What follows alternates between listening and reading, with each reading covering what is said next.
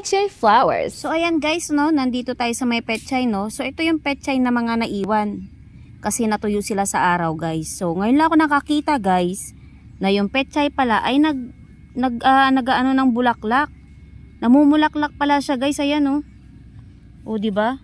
First time ko makakita ng pechay na namumulaklak din pala yung pechay na mga ganito. So ayan siya, oh. Kasi yung mga na yun dun, guys, ayun, nakita mo.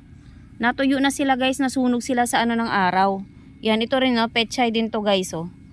Ayan, di ba? Namumulaklak pala siya. So ayan, guys. At saka yung mga nandoon sila yung naiwan, wala na, oh. Na ano na ng araw, sa sobrang init kasi ng panahon ngayon. So yung mga tanim natin, mga nasira, guys. Ayan siya, oh. So ayan pala ang bulaklak ng pechay, oh, di ba? Kita mo na yan, oh. Ang ganda rin ang bulaklak niya pala, oh. Kulay yellow. Yan, first time ko makakita ng bulaklak. So ayan ang dahon niya. Yung dahon niya sobrang ano na, ganito na yung itsura ng dahon niya, oh. Ayan, oh. So yung pinakadulo niya, guys, ayan yung dulo. Yan, nadiligan din siya ngayon, eh, oh. Ganito yung nangyayari sa kanya pala kapag pinabayaan mo na siya.